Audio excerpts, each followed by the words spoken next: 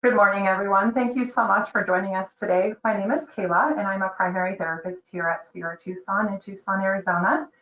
I have been working at CR Tucson most of this year, and I enjoy working here with our residents. My primary focus here at CR Tucson is to work with trauma patients. So most of my residents here are trauma focused or substance abuse. I have worked with many different backgrounds, actually. So my focus here is to work with trauma, victims of human trafficking, other things like that. So my specialties include depression, anxiety, PTSD, and now maternal mental health. So I will be turning off my camera for the remainder of the webinar, but I will be turning it back on during the question and answer portion. So I look forward to you guys being here and hearing your questions at the very end. All right, we're going to go ahead and get started. Oh, there's a screen about me. It was a little delayed, sorry about that. So there's some information about me. All right, so today we are going to be talking about maternal mental health. It shouldn't be a secret. I'm not sure of where all of your backgrounds are that are attending the webinar, but I assume most of you are here to be educated about the mental health related to women and their maternity and during their pregnancies. So I just wanted to give you guys a disclaimer really quickly that I will be sharing some case studies during this presentation. The names and identifying details of my residents and patients that I speak about have been changed to protect the identities of those people. So here's what we're going to learn about today. So here's a couple of bullet points just to make you guys aware of what we're going to be talking about. So a couple of the main bullet points are preconception. We're going to be talking about fertility struggles, and there's going to be some case studies in there. We're also going to be talking about conception throughout pregnancy, and of course some case studies in that portion as well. And also the end of pregnancy to delivery, some case studies, some statistics. I'm going to have a lot of numbers, so I hope that you were able to download that PDF so you're able to follow along with some of that information, as well as delivering through COVID-19. It's been an incredible struggle for women, as well as postpartum. So we're going to talk about baby blues, postpartum depression, and about some case studies as well. All right. So our first topic is going to be preconception. So this is basically about fertility struggles and how they affect women in their mental health. So infertility, of course, doesn't only affect women, it affects men as well. But of course, during this webinar, we're going to be focusing on women predominantly. Mental health struggles that women experience during this time are depression and anxiety. The rate of depression and anxiety for women who are struggling with infertility is about 40%. So 40% of women who have infertility struggles also struggle with depression and anxiety. Relationships are also inconvenienced or disrupted or altered during this time, causing more mental health struggles for men and women and their couples. That can lead to couples having interpersonal relationship problems, intimacy issues, and unfortunately sometimes can lead to separation and divorce. This is a huge struggle for women, especially that are trying to conceive, and it can be detrimental to their mental health. All right, preconception, waiting and more waiting. I like to use that title because unless you've experienced this firsthand, there is a lot of waiting when you are trying to conceive if it doesn't happen naturally. So women in the world, so worldwide, 48.5 million people, so men and women alike, both suffer from infertility. And it is the most common global public health problem affecting men, women, and couples. There are medical implications, that are the primary focus of healthcare settings. But the experience of infertility also has considerable social, emotional, and psychological impacts. Socially, because as couples advance in their relationships, people assume that they're going to have children right away, or they put on to them, why haven't you had children? Why are you not having multiple children? And they don't really understand what's going on behind closed doors. So that socially can be incredibly deteriorating, as well as emotionally and psychologically.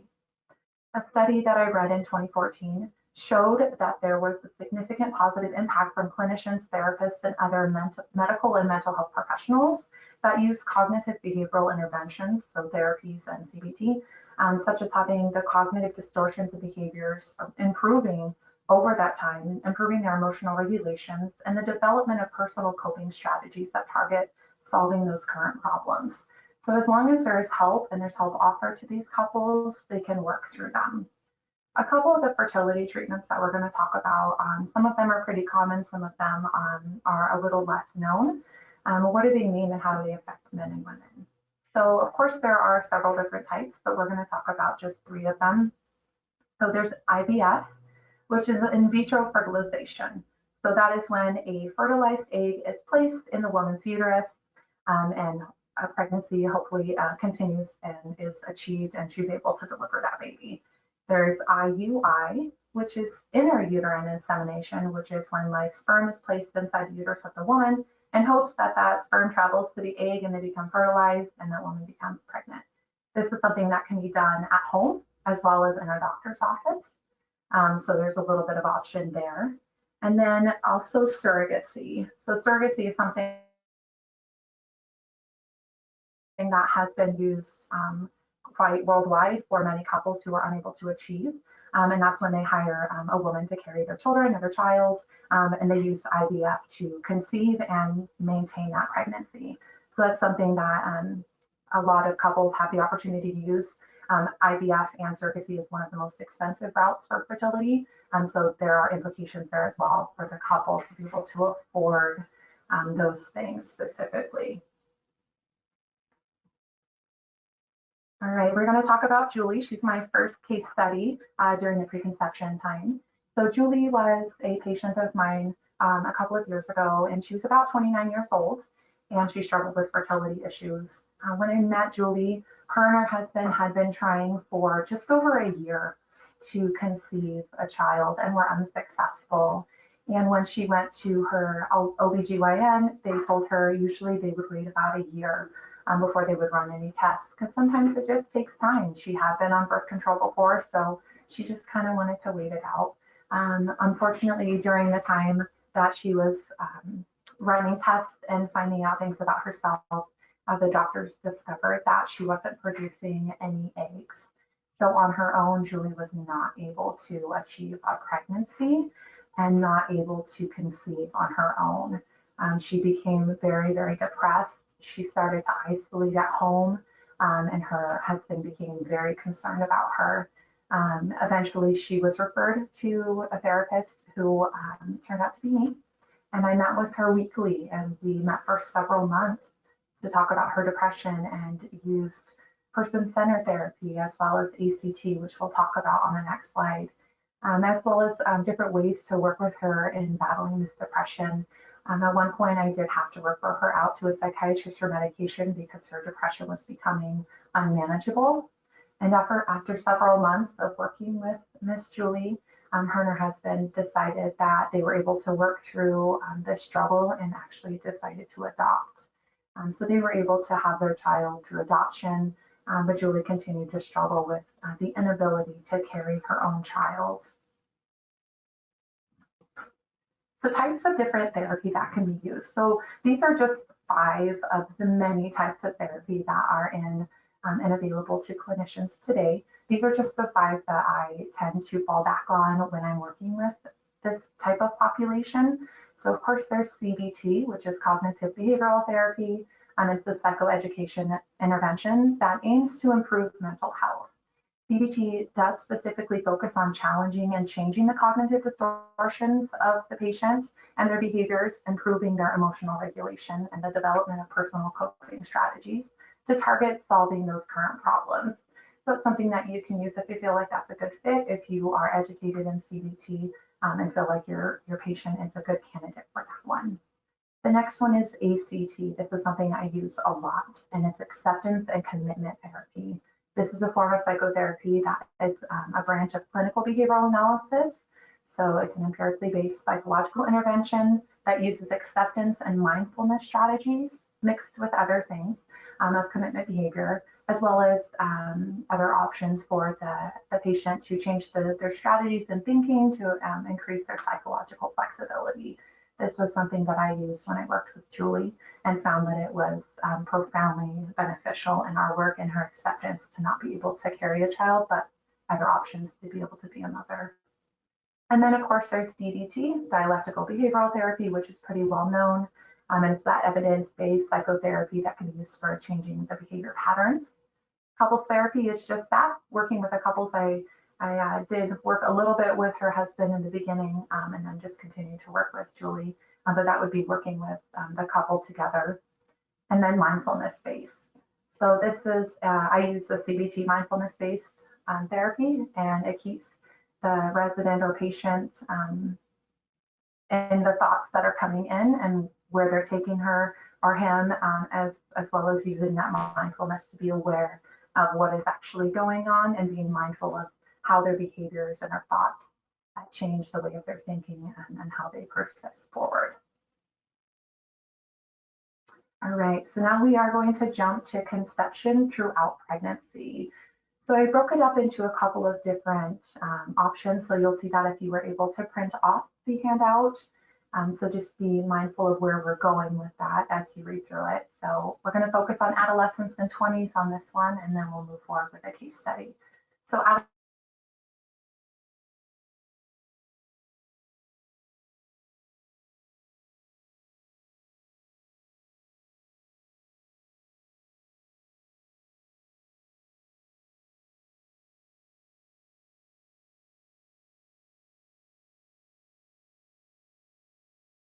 lower socioeconomic status, as well as persons of color. So those rapid subsequent pregnancies mean that the young woman has a baby within a year of having her first child or another subsequent pregnancy, and those can lead to deeper depression. A recent study that I read found that 12 to 49% of young mothers, of teen mothers, experience back-to-back pregnancies within that first 12 months of delivery of their first child, which leads to increased depression. And 24 to 63% of those teen mothers experience another pregnancy within 24 months. So those women are having babies back-to-back in those subsequent pregnancies. They're unable to deal with the depression, possibly with different medications, or not having them addressed at all because of their second or third subsequent pregnancies. And the rate of depression is significantly higher in teen mothers with subsequent pregnancies than any other group of mothers. They are at higher risk of interpersonal conflict, a risk of child abuse because of their young age, neglect, adverse child effects, and it can impact the child's intellectual development and psychosocial functioning, being born to a young mother. Not that it's necessarily a bad thing, but women who are of that young age in that adolescence category before their 20s are usually still in high school, are young women themselves, and aren't established. All right, for the 20s, 39.2% of women experience depression or anxiety, and this is specifically related to women who fall in that 20s category. So a study found, done by Lockwood in 2019, concluded that 40% of women in their 20s do not have a strong support system and that are a much higher chance of experiencing that depression or anxiety. Women in their 20s are generally still in college. Sometimes they're married, sometimes they're living on their own, sometimes they're living at home, but 40% of those women do not have a strong support system. So they experience depression and anxiety much higher than other women. 31% of women in those cases are caused from, excuse me, assaults or unprotected sex. So these are women who, and they didn't differentiate whether or not 15% fell under each category, but those are women who have children from unprotected sex and generally become more stressed out or depressed. And women who are still in college or are unmarried, 25% of them, excuse me, are impacted by unplanned pregnancies or pregnancies that are back-to-back, causing undiagnosed depression. Among pregnant and postpartum women, 18 years of age and older, 18 to 59%, quite a large gap, showed a relative reduction in their depression scales as long as they were seen and screened by their clinicians within 3 to 5 months. So if you are able to screen these women within 3 to 5 months or sooner of them having their children, they are at a 2 to 9% reduction for having long-term postpartum depression. And major depressive disorder is also a big problem with women that have children this young, and is the leading cause of disease-related disability in women around the world. In one study that I read, women that were assessed in 2019, 9.1% of pregnant women and 10.2% of postpartum women met criteria for major depressive episodes. And maternal depression affects the children as well, the offspring, because it brings lower quality interactions from the mother, higher rates of emotional and behavioral problems, worse social competence with peers, and poor adjustment to school. So it isn't just affecting the women, it's also affecting their children. When mothers aren't healthy, they're not as likely to be able to help their offspring or their children as strongly as they would if they were in a much healthier state. So supporting these women, screening these women, especially young mothers, is going to be critical in the women being able to achieve and have healthy pregnancies and postpartum. All right, we're going to talk about Ashley. She was one of my patients at the time. She was about 25 years old. She was a pregnant woman about halfway through her pregnancy, but had a long history of substance abuse. She used pretty significant substances before she was pregnant, and is an unmarried young woman who became pregnant by her partner. And they had only been together for a very short time, and he was not interested in supporting her, the pregnancy, the child, anything. So she started using again. She fell into a pretty deep depression, and her usage of substances began to affect the growth of her baby. So then she sought treatment in a treatment facility. She lacked any sort of sober supports at home. Unfortunately, her parents were mostly unavailable. They both worked full time, and she didn't really have a lot of supports in the city that she lived in. She felt isolated. She was usually alone most of the time, and she continued to struggle to stay sober. She really had a hard time being able to keep it together and lost herself in substances. So when she went into treatment, she was able to get sober, and left and transitioned into individual therapy where I met her. And while I was working with Ashley, I utilized a person-centered approach. I noticed that she really lacked the inability to have any sort of independence of any aspect of her life. So I really wanted to put her in control and put her in the driver's seat, as well as using DBT. I wanted to challenge her thinking, and just get her in control of what was going on. It was really important for me to feel like she was able to be in control of something in her life, since everything else was going out of her control and she was spiraling. And I wanted to make sure that she understood that I was a support for her and that I was there to listen, and to never judge her. All right, we're going to jump into the 30s and the 40s. So in the women in their 30s, so this is the comparison from the adolescents and 20s. So of course, women in their 30s usually, and not always, because sometimes women are still in school, they are usually established. So 76.2% of women were either living with their partner, so they had a family, or were more established at that time. But still, women in their 30s are not, they're also able to have depression, and they're also able to have anxiety over becoming a mother. Becoming a mother is something that can cause anxiety.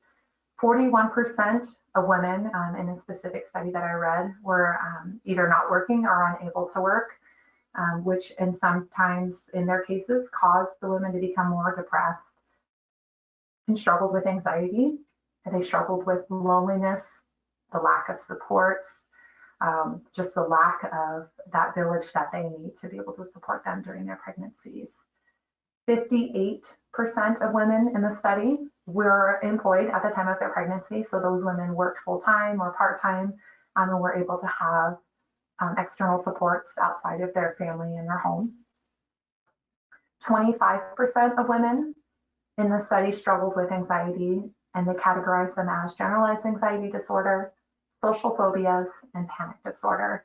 So 25% of those women struggled with anxiety, even in their 30s, and 40% of women related to the study suffered from depression. So there are women in their 30s that still struggle with these things and still need to be assessed and screened and supported. No matter what age you have your baby or decide to have your family, having supports is essential, especially in today's world. For women in their 40s, so I wrote the choice to wait. Sometimes it's not your choice to wait. Sometimes women try for years to achieve a pregnancy without success. 30% of women in their 40s struggle with fertility issues related to this specific study. And they're 4 to 8 times higher, having a higher chance of having miscarriages, ectopic pregnancies, late-term miscarriages. 1 in 40 women at the age of 40 and 1 in 9 women at the age of 45 have a higher chance of their baby having trisomy 21 or Down syndrome. So women in their 40s achieving pregnancies are at a much higher chance of having a child who has developmental delays, physical disabilities, cognitive disabilities, any sort of physical ailments. So that causes those women in that category to struggle more, have more depression, have more anxiety.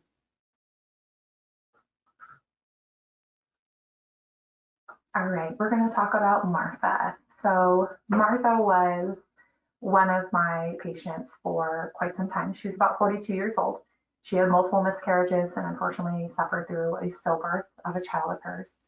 She was an incredible human being and did have a lot of support, but still felt so isolated and so alone. Her and her husband had tried for many years, achieved pregnancies, would lose those pregnancies at different stages. They tried IVF, they tried IUIs, multiple routes of achieving a pregnancy. She did achieve a pregnancy, but unfortunately suffered a stillbirth at about 27 weeks in her pregnancy, which was absolutely devastating to her and her husband.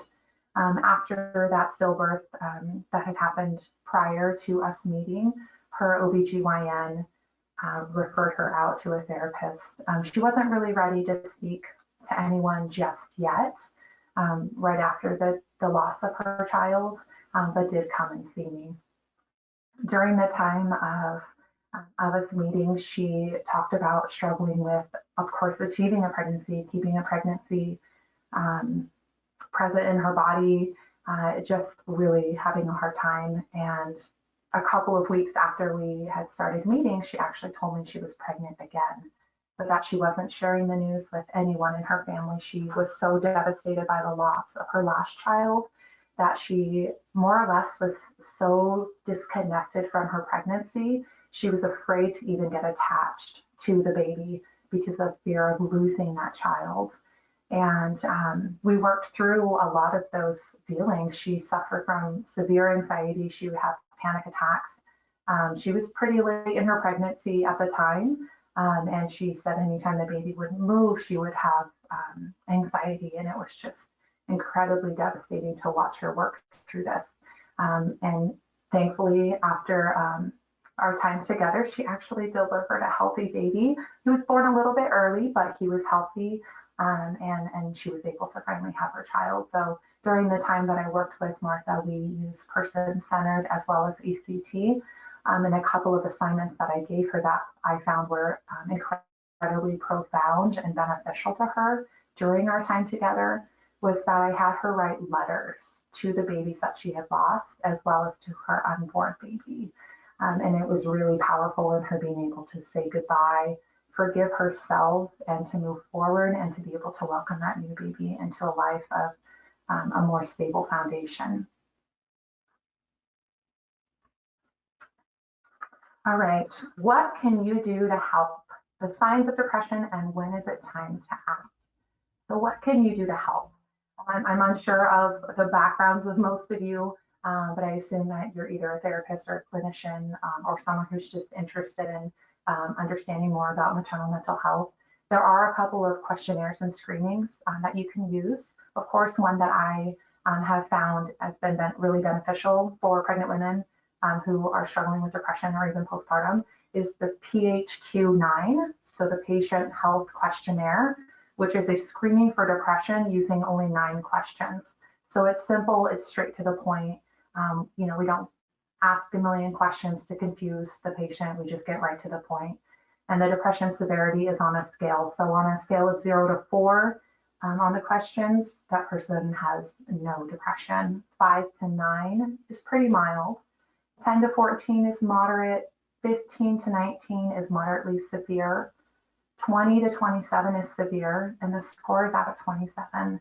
I would say that if you are screening your female patients or residents and they're in the mild range, it's time to start talking. It's time to start asking deeper questions, finding out what's going on with those women specifically. A couple of the areas that the questions ask about are having little interest or pleasure in doing things, feeling down, depressed, or hopeless, trouble falling asleep or staying asleep, and that's of course unrelated to being pregnant. It's not easy to sleep when you're pregnant, so it's unrelated to that, just really having a hard time sleeping too much, which is that hypersomnia, feeling bad about themselves or feeling like they have failed, let their families down, thoughts that they would be better off dead or hurting themselves in some way. So those are some of the areas that the PHQ-9 focuses on. And if your patient isn't talking about suicidal ideation, but is feeling depressed, refer them to a mental health professional if you are not one yourself immediately. If that patient is in immediate danger, of course, seek psychiatric help or a facility for them to be able to get that immediate attention. And of course, medications can be used. And after researching some of them, the Mayo Clinic suggests that SSRIs can be used during pregnancy, as well as talk therapy in combination with those things. So these are different ways that you can support your pregnant women or patients, as well as women who are at the end of their pregnancies. So the end of pregnancy to delivery. I don't know how many of you are women, but everything that could happen. I can speak for myself in that I am a mother and that I have been nervous about the birth of my child. And there are lack of supports, especially right now in this world, feeling unprepared, worrying about what happens during the birth and after the birth, common worries, ways to support these women, what happens during delivery and when you're alone. So pregnant women and women that are delivering during this world pandemic are at a crossroad. It is so incredibly isolating to deliver your baby alone. And partners and labor supports are sometimes not allowed in the delivery room, depending on the hospital, depending on where you are, of course, sometimes they are. But this can cause incredible amounts of anxiety in the woman, and it can grow really fast.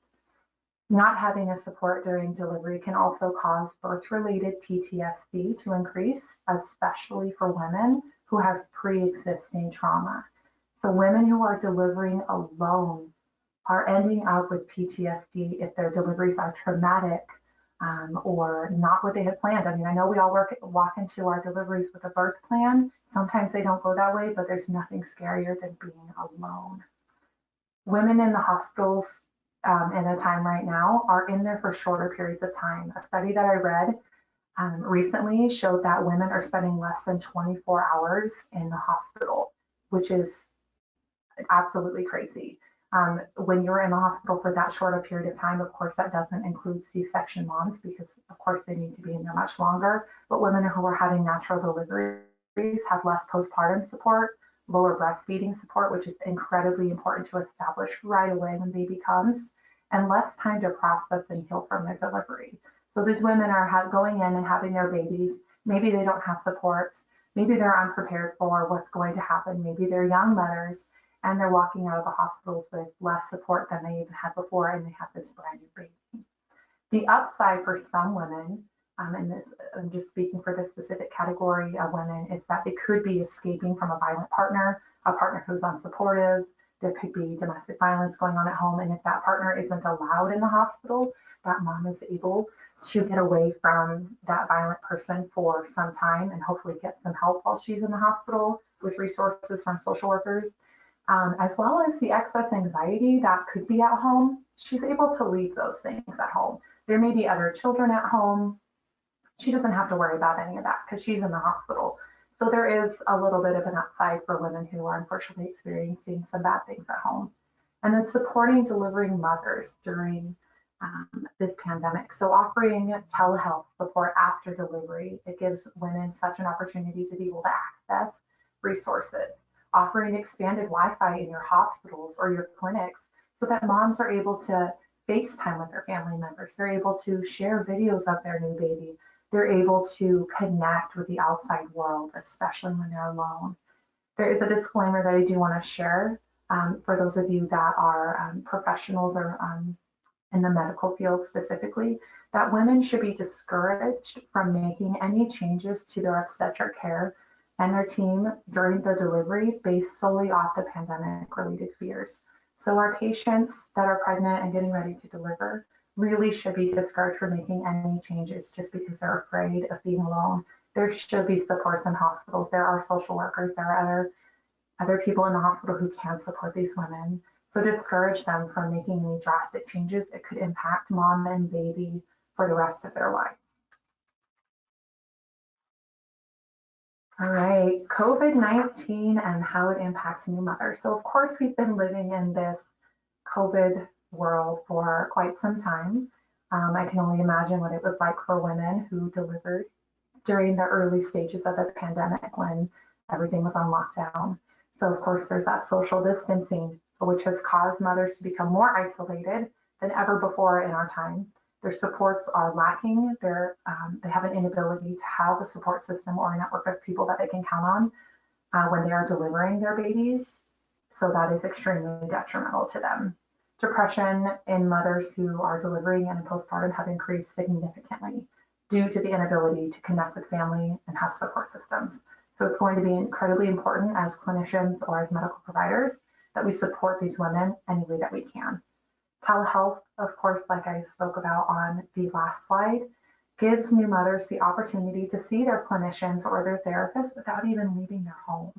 Of course, people want to leave and be able to go outside, but this gives them an opportunity to access any sort of medical needs or supports without even leaving their home that they normally wouldn't be able to access during COVID-19. So many things are closed down, of course, as we know, but this gives women the ability to have access to it. And then, of course, the lack of supports in the first few weeks for women, not being able to have help from family and friends, and being on lockdown can be super detrimental to those new mothers and their mental health. So it's going to be incredibly important on how we address these women, how we support these women, and how we offer resources to them, which we'll talk about in just a little bit. So postpartum depression, signs and symptoms. So everyone's experience with postpartum depression is going to be different. Nobody's going to experience postpartum the same way. Some women have all of these symptoms, some women have a few. Of course, the diagnosis of postpartum depression should only be made by a qualified mental health professional or a doctor. So some of the signs or the symptoms of depression, postpartum depression, are depressed mood, feelings of guilt or worthlessness, anxiety, something more than just being anxious about having a new baby. Having a new baby does cause anxiety. Sometimes that's normal, sometimes it is much higher and much more intense than any other time. Loss of interest in activities, difficulty coping with daily activities, irritability, fatigue, and more than just being tired. I'm talking fatigue at the point of the mother isn't able to even get out of bed. She's not able to shower. She's not able to do basic hygiene needs. She's more than just tired from being a new mother. It's more than that. Poor concentration, insomnia, and not just from the baby being up all night, but she's not able to sleep. And of course, those significant changes in appetite. Appetites, of course, do change after you have a baby. Sometimes you're able to eat things you couldn't eat before. Sometimes you're able to eat different things. Sometimes you have to change your diet due to your baby's allergies. This is significant changes. Not eating for long periods of time, fasting, not able to keep water or food down, things like that. Those can all be signs of postpartum depression, should be assessed and addressed immediately. All right, postpartum continued. So some risk factors. So of course we talked about adolescence and the 20s and the 30s and the 40s, but young maternal age is a huge risk factor for postpartum depression. These are women who are very young and maybe lack the resources or the supports that they need. The lack of supports is a huge risk factor. Lower income, like we spoke about earlier, that is a huge deterrent for women being able to be successful after they have a baby. A history of postpartum depression or depression itself. The more babies that you have, the more significant your postpartum depression becomes if it's untreated. Thus, changes your risk factor to much higher. And then, of course, marital conflicts. So if your marriage is not stable or the patient's marriage isn't stable, that puts her at risk for developing postpartum depression because that's a lack of support and she's not able to have that connection with her partner. And then, of course, treatment. So we talked about psychotherapy and then medication. So that can be used alone or with talk therapy. Some additional information that I want to share with you guys is that when many women experience baby blues. So that's pretty typical. You have a hormone change when you have a baby. And it's pretty common to experience a little bit of up and downs. Your body's adjusting to this new baby. Maybe you're breastfeeding. You're probably not sleeping a lot.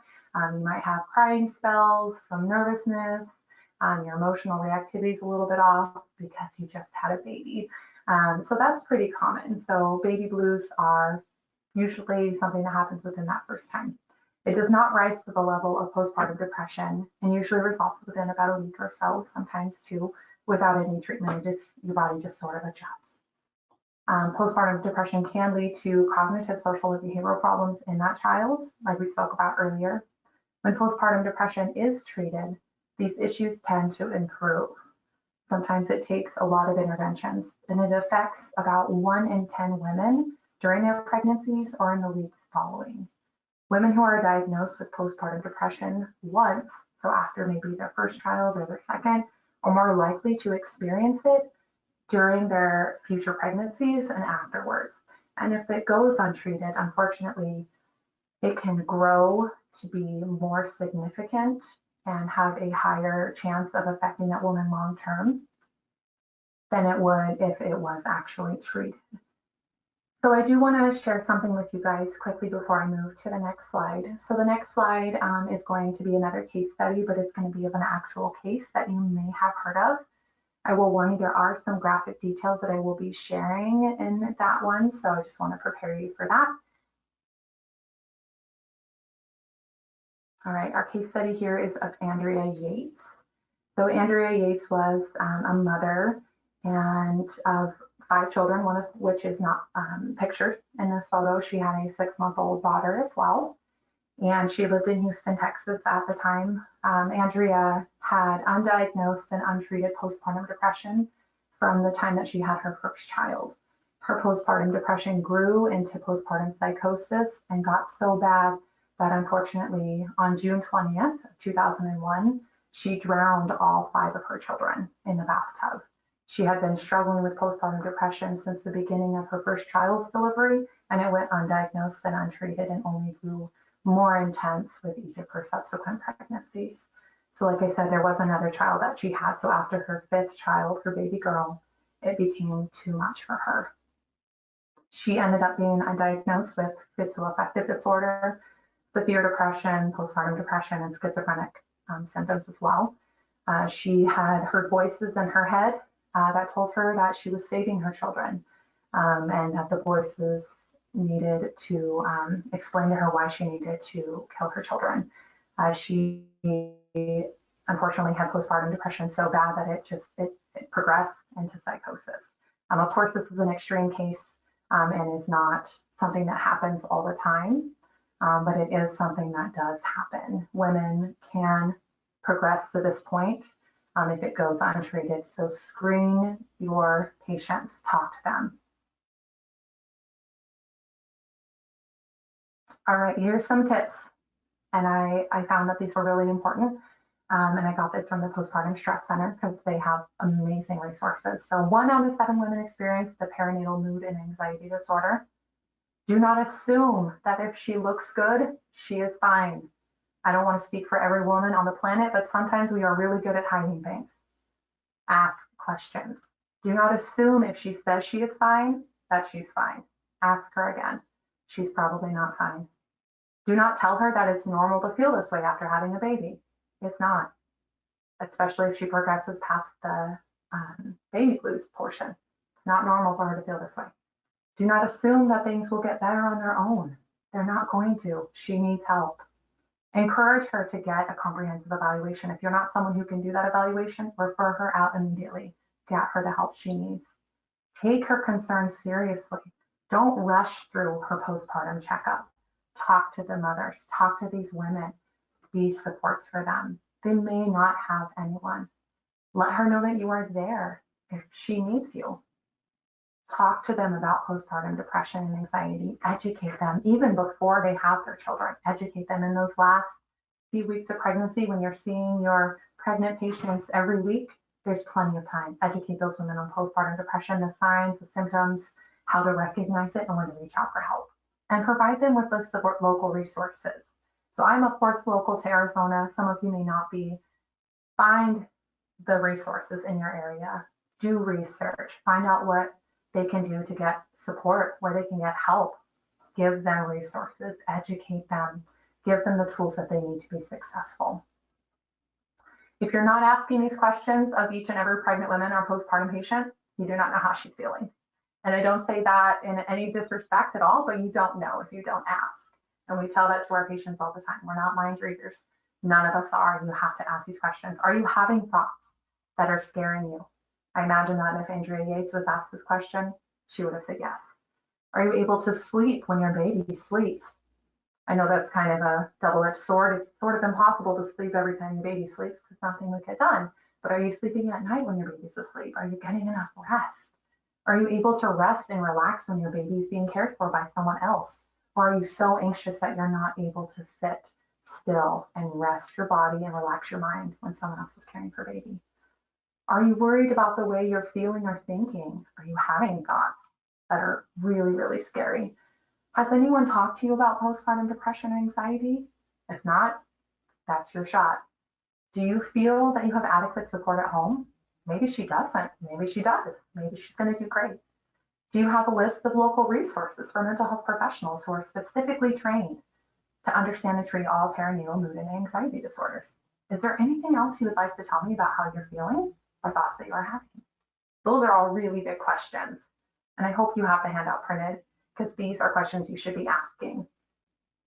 These are so important and it gives women the opportunity to feel supported, to feel connected, to feel like they have everything they need to be successful, to be heard. And I think that's all that women really want to do is to be heard. So here's a couple of resources and trainings. So if you are local to Arizona, these trainings are actually free and it's incredible. And I'm sharing them with you today because they are an incredible opportunity for you to get educated and listen to other trainings. They are all-day trainings. You have to register by July 30th, but here's a couple of them that you can take. So there's one on August 11 and 12. That's the perinatal mood disorders, components of care. So that can be really, really beneficial. I've actually already registered for these trainings because I'm eager to learn more about how to support my residents and patients that are pregnant. Then there's advanced perinatal mental health psychotherapy training, so you can learn more about different psychotherapy techniques, get trained for that one. And then there's one more on that same day. I don't know if you can do both at the same time, but there's advanced perinatal mental health psychopharmacology. So that could be more for the medical side professionals that maybe want to learn about different options for medication that they can use for their postpartum women. And some additional resources here as well. So these we shared as well on the handout. So there's a resource store where there's tons of books and education on how to support our women, on books that you can refer to and give to these women or to let them know about. There's, of course, the Maternal Mental Health social worker book that I reference a lot, and that's something you can purchase on Amazon. Ask the hard questions to your patients, though. They are that are pregnant or wanting to become pregnant. Make sure that they're doing well. It's important to ask these questions. They may think that their providers aren't seeing what they feel and may not feel supported by those people. So it's going to be very important that we ask those hard questions. As hard as they may seem, these women need support. And one more additional resource is that there's a couple of articles that I referred to when I was working on this and doing my research. So Sarah Badley, she's a pediatrician. Actually, she wrote an article titled "I Am Not Burned Out," where she shares her struggles of postpartum depression and how it consumed her. And she was able to work through it. But even as a pediatrician, she wasn't even able to recognize what was going on inside of her body. And got to the point where she was consumed by postpartum depression. So she shares her story, and it's just a short article, but was very insightful.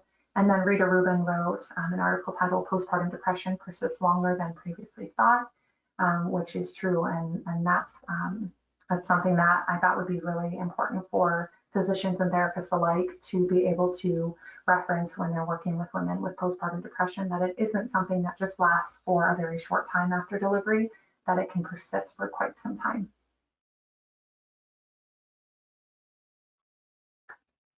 All right, so we have come to the questions portion of our webinar, and I have a couple of questions that have come up, and I would be happy to answer them. I'm just pulling everything up already. And so it looks like we have a question from a new mental health clinician. So their question says, "I'm a new mental health clinician and I'm working with a mother, and she is a new mother. She's reporting signs of fatigue and loss of interest in doing anything." Your question may have been probably before I started sharing. Should I refer her to a psychiatrist for future evaluation or further evaluation? I would say continue to see her, but also send that referral out. It could be really beneficial for her to be able to have someone to speak to that is more experienced in the medical field, as well as maybe even achieving medication if that's something that she's needing. All right, another question is, when is the onset time frame of postpartum depression? Oh, I love this question. I get this question a lot. If a woman is experiencing symptoms at 6 months postpartum, could she still be a candidate for postpartum depression? Yes. Postpartum depression can appear anywhere from a couple of weeks to up to 12 months after birth. And there actually is another form of postpartum depression, which is more related to toddlers. So children who are after a year old, those women can also have the signs or symptoms of postpartum depression. And sometimes women just don't recognize those symptoms. So they are really preoccupied with all their children and their child being a baby, that sometimes they don't actually seek help until much later. But there is no average time length that it could last, but the sooner that we intervene with that woman, the better it is that we're going to have a stronger outcome for her. All right. So there's another question. How far out can symptoms appear? So anywhere from those few weeks to the 12 months postpartum, but maybe even longer. So I'm glad that you guys are asking these questions. I get these questions a lot.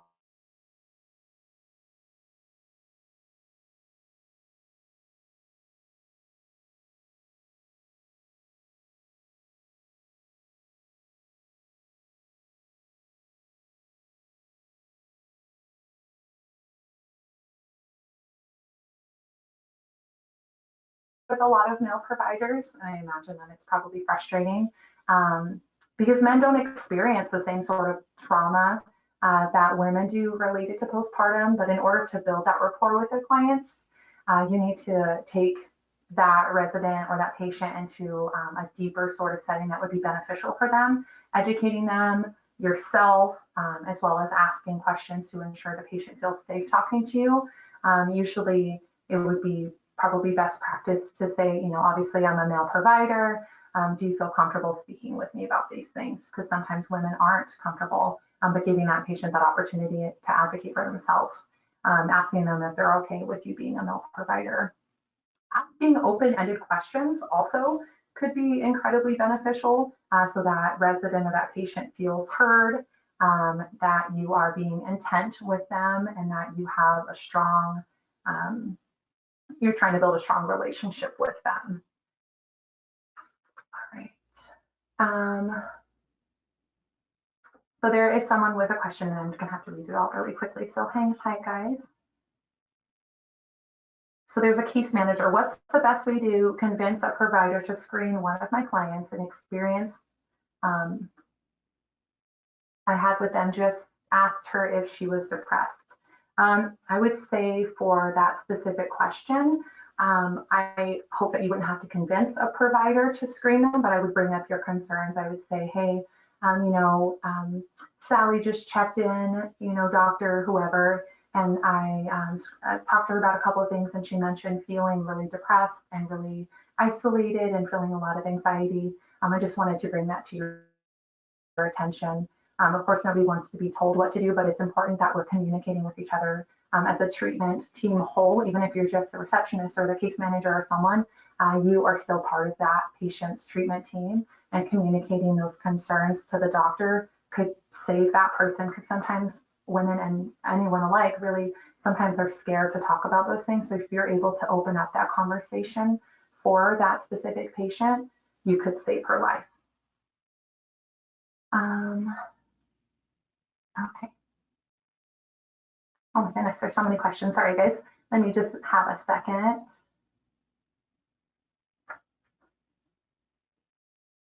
All right, so